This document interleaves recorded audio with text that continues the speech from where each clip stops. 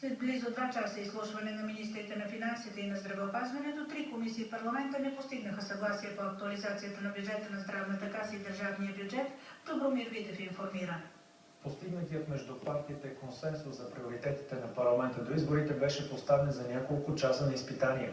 Жельо Бойчев от БСП заяви по време на заседанието на комисиите, че социалистите биха подкрепили актуализацията на бюджета на здравната каса, но не и на държавния бюджет. Има поемане на нов държавен дълг в значителен размер, увеличение на дефицита. Цецка Цачева от ГЕРБ обвини БСП в проваляне на заседанието и каза, че заради това утре ГЕРБ няма да влязат в зала. Представете така, както една година управлявахте с тях и се оправите. Малко повече от час след това изявление обаче депутатите на БСП промениха позицията си. Освен актуализацията на бюджета на касата, те ще подкрепят и промяната на държавния бюджет. Съобщението медиите от БСП посочиха, че ще предложат от държавния бюджет да бъдат отпуснати 1 700 милиона лева за изплащане на гарантираните до 100 000 евро депозити в КТБ. Дори при това положение обаче не е ясно дали ГЕРБ ще променят позицията си. БСП и ДПС сами не могат да проведат заседанието, ако няма кворум.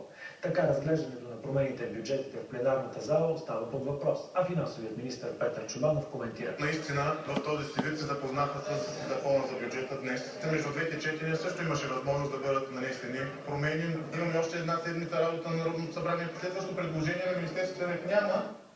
Посочи министър Чобанов. От здравната каса